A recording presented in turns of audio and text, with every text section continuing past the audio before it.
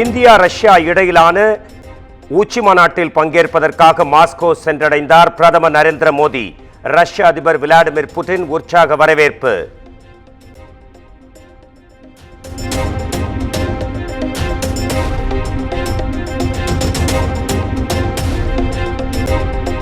மத்திய அரசின் 3 குற்றவியல் சட்டங்களில் திருத்தங்கள் மேற்கொள்ள மாநில அளவில் ஒரு நபர் குழு அமைப்பு. ஓய்வு பெற்ற நீதியரசர் சத்யநாராயணன் தலைமையில் குழுவை அமைத்து முதலமைச்சர் மு.க. ஸ்டாலின் உத்தரவு.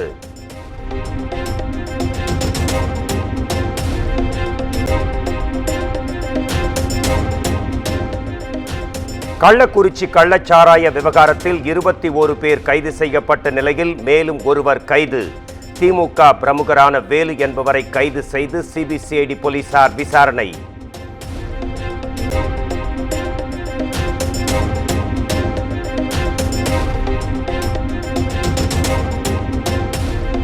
விக்கிரவாண்டி தொகுதியில் நாளை நடைபெறுகிறது இடைத்தேர்தல். தேர்தல் பிரச்சாரம் ஓய்ந்த நிலையில் வாக்குப்பதிவுக்கான ஏற்பாடுகள் தீவிரம்.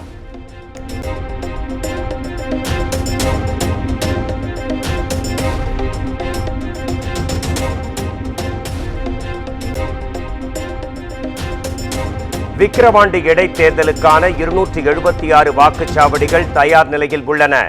தேர்தல் பணிகளில் அலுவலர்கள் மும்முரமாக ஈடுபட்டு வருவதாக தகவல்.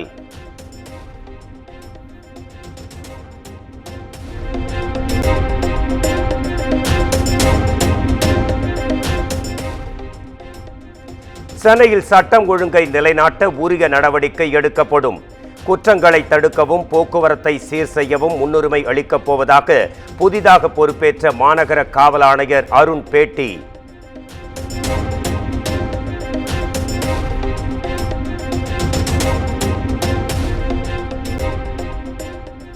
ஆம்ஸ்ட்ராங் கொலை சம்பவத்தில் அரசியல் பின்புலம் இருக்கிறதா என்பதை ஆராய வேண்டும் என பாஜக தலைவர் அண்ணாமலை வலியுறுத்தல்.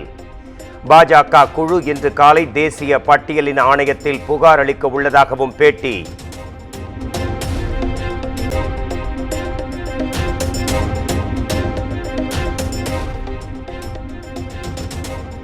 நாளை முதல் தொகுதி வாரியாக அதிமுக நிர்வாகிகளை சந்திக்கிறார் எடப்பாடி பழனிசாமி.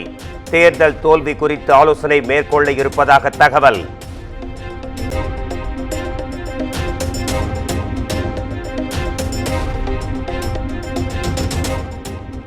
தமிழக அரசு மற்றும் முதலமைச்சர் மு.க. ஸ்டாலின் குறித்து அவதூறாக பேசிய வழக்கு.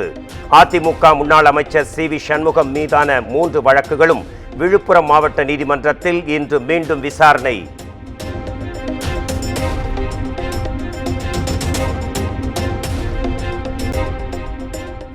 செங்கல்பட்டு அருகே சிறுமி உள்பட 2 கடத்திச் சென்ற மர்ம கும்பல்.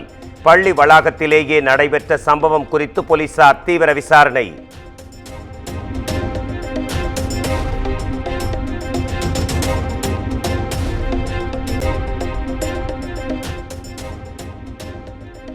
சென்னை விமான நிலையத்தில் 10 கோடி ரூபாய் மதிப்பிலான கொகைன் போதைப் பொருள் பறிமுதல். எத்தியோப்பியாவில் இருந்து கடத்தி வந்த தென்னாப்பிரிக்க பெண்ணிடம் சுங்கத்துறை அதிகாரிகள் விசாரணை.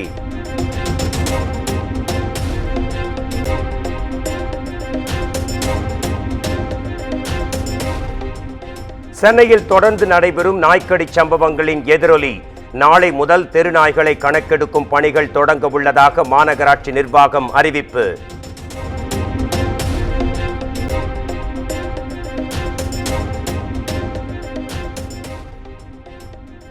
சென்னை தண்டையார்பேட்டையில் பள்ளி மாணவனை கடித்து குதறிய தெருநாய்.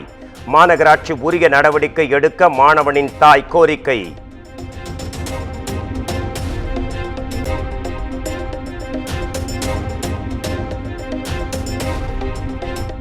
மதுரை கப்பலூர் சுங்கச்சாவடியில் உள்ளூர் மக்கள் 50% கட்டணம் செலுத்த வேண்டும் என அறிவிப்பு.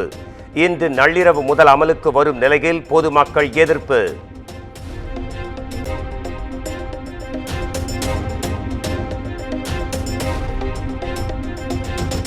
ராமநாதபுரம் மாவட்டம் கமுதி அருகே வீட்டிலேயே கஞ்சா செடி வளர்த்து சில்லறை விலையில் விற்பனை. இளைஞரை கைது செய்து போலீசார் விசாரணை.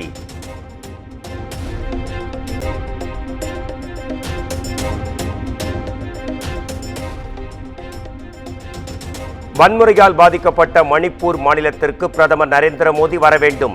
மணிப்பூர் மக்களை சந்தித்த பின் தலைவர் ராகுல் காந்தி வலியுறுத்தல்.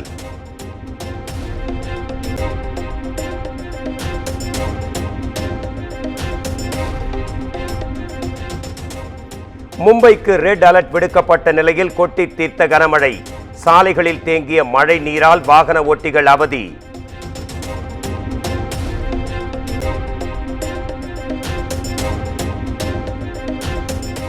கர்நாடகாவில் நாடாளுமன்ற தேர்தலில் வெற்றி பெற்ற பாஜக எம்பி சுதாகருக்கு நடைபெற்ற பாராட்டு விழா. தொண்டர்களுக்கு மதுபானங்கள் வழங்கப்பட்டது சர்ச்சையை ஏற்படுத்தியுள்ளது.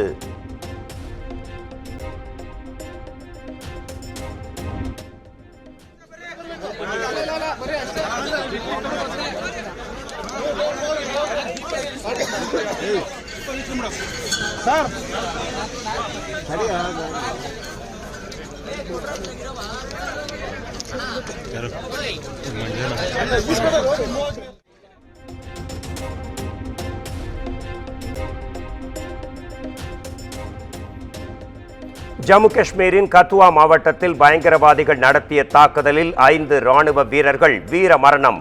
மேலும் 5 வீரர்கள் படுகாயமடைந்த நிலையில் துப்பாக்கிச்சூடு தொடர்வதால் நீடிக்கும் பதற்றம்.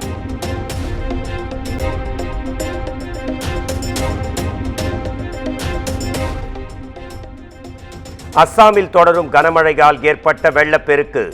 28 மாவட்டங்கள் தண்ணீரில் தத்தளிப்பதால் 23 லட்சம் மக்கள் தவிப்பு.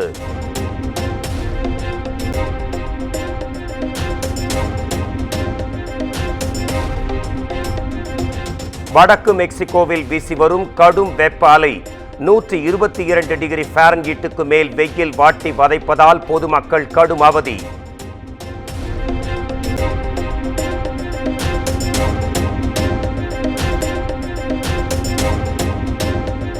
அமெரிக்காவின் டெக்சாஸ் நகரில் வீசிய பெர்லி புயலால் கனமழை. ஏராளமான விமானங்கள் ரத்து. வெள்ளத்தில் சிக்கிய வாகனங்களை மீட்கும் பணிகள் தீவிரம்.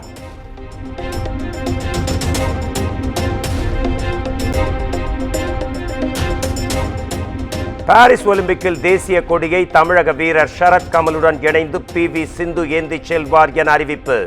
இந்திய அணியின் தலைவராக ககன் நரங் நியமனம்.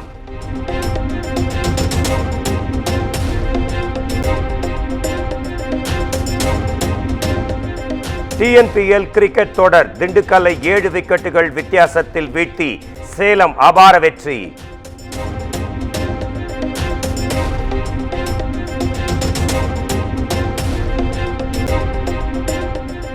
விம்பிள்டன் டென்னிஸ் தொடரின் கால் இறுதிச் சுற்றில் ஜோகோவிச் வெற்றி. மற்றொரு கால் இறுதி ஆட்டத்தில் அமெரிக்க வீரர் டெய்லர் பிரிட்ஸும் வெற்றி பெற்றார்.